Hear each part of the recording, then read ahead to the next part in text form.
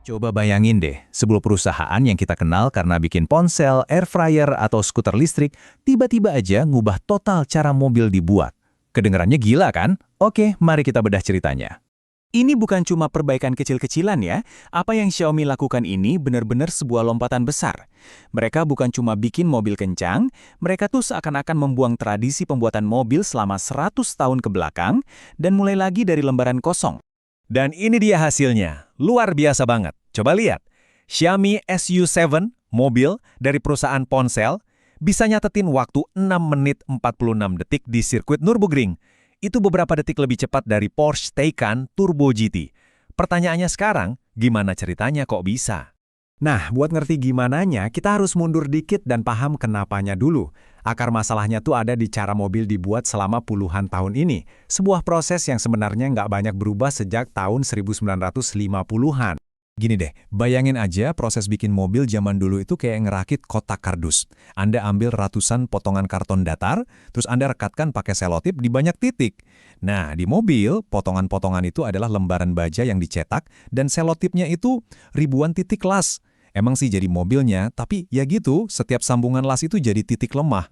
Dan ini dia giang keroknya. Setiap titik las itu bisa aja gagal seiring waktu. Setiap titik las nambahin berat mobil. Dan setiap titik itu juga jadi jalan masuk getaran dan suara bising ke dalam kabin. Para insinyur udah pusing puluhan tahun buat ngakalin proses ini. Tapi ide dasarnya tetap aja sama.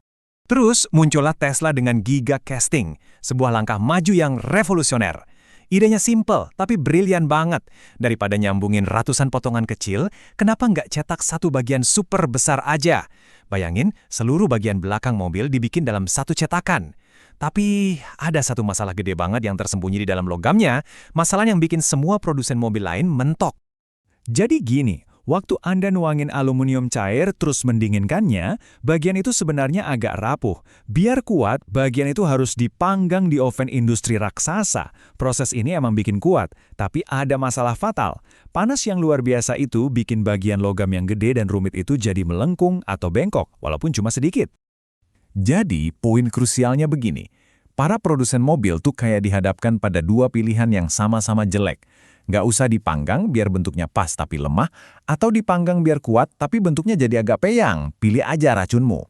Seluruh industri diam-diam udah angkat tangan, nganggap ini masalah yang nggak bisa dipecahin. Tapi Xiaomi mereka lihat situasi ini dan mikir, kita nggak mau kompromi. Mereka berhasil mecahin masalah yang katanya mustahil ini, bukan cuma dengan satu tapi 3 inovasi yang saling nyambung dan akhirnya mengubah segalanya. Pertama, para insinyur Xiaomi sadar kalau campuran logam yang sempurna itu emang belum ada. Jadi daripada milih opsi yang paling mending, mereka putusin buat bikin sendiri logam yang mereka butuhkan dari nol. Nah, coba dilihat angkanya. Gila kan? Mereka bikin sistem AI yang ngetes lebih dari 10 juta kombinasi campuran logam. Kalau ini dikerjain manusia, satu formula per hari butuh waktu lebih dari 27.000 tahun. AI melakukannya dalam waktu singkat, dan hasilnya lahirlah Titan's Metal. Oke, punya logam canggih itu baru separuh jalan. Anda kan butuh mesin yang bisa ngolahnya juga. Jadi ya Xiaomi bangun mesinnya sendiri. Dan mesinnya ini ukurannya gede banget. Dan tabel ini benar-benar nunjukin lompatannya, jauh banget. Mesin hypercasting Xiaomi ini ngambil bagian belakang mobil yang tadinya butuh 72 potongan terpisah dan 840 lasan, lalu mencetaknya jadi satu bagian utuh dalam 100 detik. Dari berjam-jam jadi kurang dari 2 menit. Luar biasa. Kalau Anda pikir tadi udah keren, yang ini bakal bikin Anda lebih kaget lagi. Xiaomi mikir, gimana kalau baterai itu bukan cuma beban berat di mobil, tapi justru jadi bagian dari kerangka mobil itu sendiri. Idenya disebut cell to body, di mana sel baterai dipasang langsung ke struktur chassis. Tapi jeniusnya Xiaomi di sini, mereka ngebalik posisi selnya. Jadi kartu pengaman tekanan sekarang hadap ke bawah, ke jalan, bukan ke penumpang. Hasilnya, nggak perlu lagi lapisan pelindung internal yang tebal, bikin seluruh lantai dan baterai jadi super tipis. Oke, sekarang kita sambungin semuanya. Kalau Anda gabungin logam buatan AI, chassis yang dicetak utuh, dan baterai yang berfungsi sebagai kerangka, Anda bakal dapat sebuah fondasi mobil yang, ya benar-benar beda dari yang lain. Sekaku apa sih emangnya? SU7 Ultra itu punya kekakuan torsional 51.000 Nm per derajat. Biar kebayang ya, itu 2 kali lebih kaku dari truk badak kayak Ford F-150 Raptor. Dan bahkan lebih kaku dari hypercar legendaris sekelas Bugatti Chiron. Dan kekakuan yang ekstrim ini bukan buat gaya-gayaan. Justru karena sasisnya sekaku inilah, mobilnya bisa nahan tenaga monster dari motornya. Motor listrik SU7 itu bisa berputar sampai 27.200 RPM. Itu rekor dunia loh. Tanpa fondasi yang sekuat ini, mobil konvensional pasti udah rontok. Jadi, apa artinya semua ini? Xiaomi udah ngebuktiin sesuatu yang jauh lebih besar dari sekedar satu mobil yang keren. Mereka udah membuktikan kekuatan untuk memulai dari nol tanpa terbebani asumsi tentang cara lama yang udah ada. Era merakit mobil dari ratusan kepingan baja kayaknya pelan-pelan akan digantikan oleh pendekatan baru ini.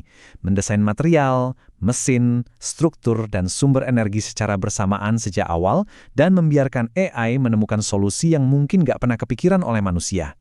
Nah, ini yang jadi pertanyaan penutup yang seru. Kalau sebuah perusahaan yang terkenal sama ponselnya bisa bikin mobil dari nol yang langsung bersaing di level tertinggi, apa artinya ini buat masa depan industri otomotif? Menurut Anda, apa perusahaan teknologi lain bisa meniru kesuksesan ini? Saya penasaran sama pendapat Anda. Never slow up, no I don't take shit. I got no love for the fakeness. If you wanna play tough and wanna hate this, I'll always show up.